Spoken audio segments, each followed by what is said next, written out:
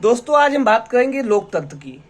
लोकतंत्र इसलिए समझना आवश्यक है क्योंकि भारत एक डेमोक्रेसी देश है, भारत एक लोकतांत्रिक देश है। और लोकतंत्र भारत में किस प्रकार का है? भारत में इनडायरेक्ट लोकतंत्र है। लोकतंत्र दो प्रकार के होते हैं, एक डायरेक्ट लोकतंत्र, एक इनडायरेक्ट लोकतंत्र। इनको समझने से पहले हमें समझना पड़ेगा जो इब्राहिम लिंकन ने परिभाषा दी थी लोकतंत्र की, उसके विषय में। उन्होंने कहा था कि जनता की सरकार, जनता के द्वारा बनाई गई सरकार और जनता के लिए सरकार होती है।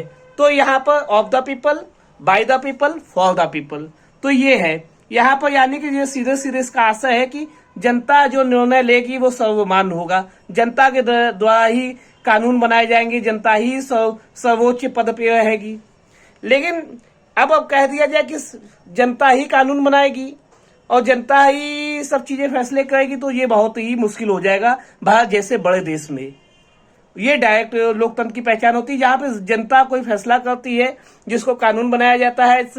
अब इसको उदाहरण समझ लेते हैं, जैसे एक ग्राउंड में सब लोग इकट्ठा हुए, उन्होंने कोई कानून बनाया जिसमें सबकी सहमति प्राप्त हुई और वो कानून पारित हो गया, तो यह हो गया डायरेक्ट लोकतंत्र की पहचान।